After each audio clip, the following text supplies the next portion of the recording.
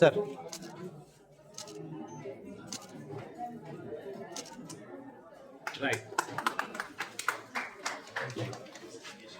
అంటే ఒక పండగ లాగా ఒక వారం రోజుల నుంచి ఆ కార్యక్రమం చేస్తూ ఉండటం, అదేవిధంగా ఎప్పటికప్పుడు కూడా గురువులతోటి సంభాషిస్తూ ఏ విధంగా చేయాలనేది ఆలోచన చేయటం, దాన్ని మెరుగులు దిద్దుకోవటం.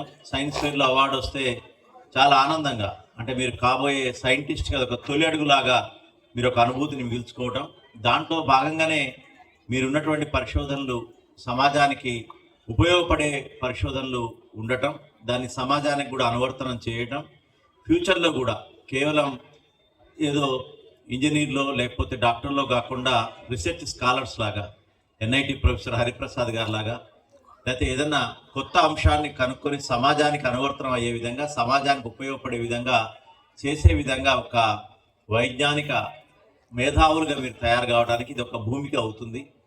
సో ముఖ్యంగా ఇప్పటి సైన్స్ ఫెయిర్లు అక్కడక్కడ కొద్దిగా రెడీమేడ్ షాపులు ఉన్నాయి, పోవడం, పలానా మెటీరియల్ అనడం, తెచ్చుకోవడం, అది కరెక్ట్ కాదు. యాక్చువల్గా టోటల్గా మీ యొక్క మేధస్సు నుంచి జనించింది అయి ఉండాలి అది. తర్వాత అది కూడా అన్ని పార్ట్స్ మీరు తెచ్చుకొని అసెంబుల్ చేసేటట్టు ఉండాలి. మన అవసరాల తగ్గట్టుగా ఇప్పుడు షాపులు కూడా దుకాణాలు వేసినాయి. టీఎల్ఎం మెటీరియల్ కావాలంటే టీఎల్ఎం వస్తుంది, సైన్స్ ఫెయిర్ కావాలంటే సైన్స్ ఫెయిర్ వస్తుంది, రెడీమేడ్.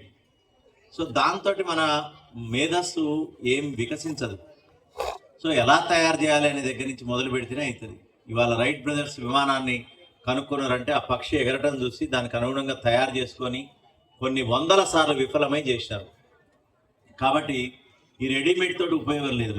మన మనసు ఆలోచించి ప్రతి ఒక్కటి అసెంబ్లీ చేసుకొని, విడి యూనిట్స్ తప్పదు చేసుకోవటం, దాన్ని అసెంబ్లీ చేసుకునేది విద్యార్థి అయి ఉండాలా, ఉపాధ్యాయుడి మార్గదర్శనంలో జరగాల. అప్పుడే నిజమైనటువంటి ఫలితం వస్తుంది. అది చూడండి అన్న, నీడ కూర్చోబెట్టడం దానికి ఉపయోగపడే విధంగా ఉండాలి. గ్రామాల్లో చాలా వరకు సూర్యుడితో పోటీ పడుతూ లైట్లు వెలుగుతుంటాయి.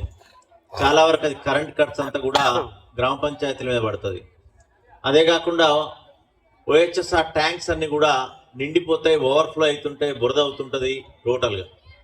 సో ఆ పరిస్థితుల్లో కూడా చాలా మనం ఆవిష్కరణలు విన్నాం. అది ఓవర్ఫ్లో అయ్యే టైంలో ఫిల్ కాగానే ఒక అలారం లాగా రావటం.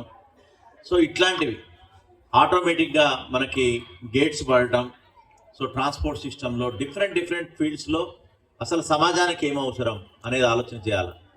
అదేవిధంగా మనకి ఈ యొక్క ప్యాడీ పర్చేస్ సెంటర్లో కూడా చాలా వరకు ధాన్యం తేమ శాతం రాకపోవటం వల్ల నెలల తరబడి రైతులు అక్కడే ఉండిపోవటం, ఆ తేమ శాతం రాక చాలా ఇబ్బందులు పడటం, కుప్పల దగ్గరే పడుకోవటం, చలిలో ఎండలో అని తెలవకుండా. సో ఆ ధాన్యాన్ని తేమ శాతం వరకు రావడానికి ఏ విధమైనటువంటి 17% మాయిశ్చర్ రావాలంటే ఏం కనుక్కోవాలా? రైతులకు సంబంధించి ఎన్ని ఆవిష్కరణలు చేసినా కానీ తక్కువే. రైతు సుఖంగా ఉండాలా, రైతే మనకి రాజు, రైతే వెన్నుముక. ఆయనకు సంబంధించినట్టు ఆవిష్కరణలు విద్యార్థి దశ నుంచే మీ మనసులోకి రావాలా. రైతు ఏ కష్టం పడుతున్నాడు, దానికి ఏం చేయాలా అనే ఆలోచన ద్వారా మీరు ఇవన్నీ చేసేటటువంటి అవకాశం ఉంటుంది. కాబట్టి I wish you all the best. మళ్ళీ ఒకసారి వస్తా 100% వచ్చి మొత్తం కూడా ఆవిష్కరణ చూడటం జరుగుతుంది. ఇంకా మనం ఇన్నోవేటివ్ చేయడానికి అవకాశం ఉంటుంది. ఉపాధ్యాయులకి నా రిక్వెస్ట్, పనిలో పనిగా ఎంఈఓలు అందరూ ఉన్నారు కాబట్టి ఎస్ఎస్సి ఫలితాల మీద దృష్టి సారిద్దాం. మొన్ననే ఎలక్షన్ ప్రక్రియలో అద్భుతంగా పనిచేసి మన దగ్గర ఎక్కడ కూడా ఇన్సిడెంట్ లేకుండా చాలా అద్భుతంగా చేసినందుకు మీ అందరి గట్టి చప్పట్ల మధ్య మీకు అభినందన తెలియజేస్తున్నాం. మనకు ఒక 10-15 రోజులు పోయింది అట్లా. దాన్ని కొద్దిగా మీరు పెద్ద మనసుతోటి, నేను జిల్లా కలెక్టర్గా ఆర్డర్ ఇవ్వలేను కానీ ఒక ఆదివారమో శనివారమో 10th క్లాస్ పిల్లల్ని పిలిపించుకొని మీరే మీ మనసు పెట్టి వాళ్ళకి ఆ సిలబస్ కంప్లీట్ చేయటం, తర్వాత ఎగ్జామ్ పాయింట్ ఆఫ్ వ్యూలో ప్రిపేర్ చేయటం. జిల్లాలో నేను ఒకటే అంట, అత్యధిక మార్కులు వచ్చి తెచ్చుకుంటారు కానీ ఫెయిల్ అనేది ఒక్కళ్ళు కూడా కావద్దు. జిల్లాలో ఫెయిల్ అయితే ఈ యొక్క క్యాండిడేట్ ఎవరైతే ఉంటారో సంఘ వ్యతిరేక శక్తిగానో, లేకపోతే ఉన్నటువంటి మాదక ద్రవ్యాలకు, లేకపోతే ఇతర దోస్తానాల్లో చెడిపోయేటటువంటి అవకాశం ఉంటుంది. చదువు అనే ట్రాక్లో పడితే ప్రతి వ్యక్తికి కూడా ఒక మైల్ స్టోన్ ఉంటుంది, ఎప్పుడో ఒకప్పుడు మారతాడు, వాళ్ళ యొక్క జీవితం టర్నింగ్ పాయింట్లో ఉన్నత దశకి చేరుకుంటుంది. కాబట్టి 10th క్లాస్ 100% పాస్ మీద మనం దృష్టి సారిద్దాం. ఎటువంటి వ్యక్తినైనా సరే పాస్ మార్కులు రప్పించడం అనేది దుర్లభం కాదు, సులభమే మీరు మనసు పెట్టి అనుకుంటే. కాబట్టి ఎగ్జామ్ పాయింట్ ఆఫ్ వ్యూలో మనం ప్రిపేర్ చేసి ఇప్పుడు విజ్ఞానాన్ని మనం ఈ 2 నెలల్లో ఏమి నూరలేము.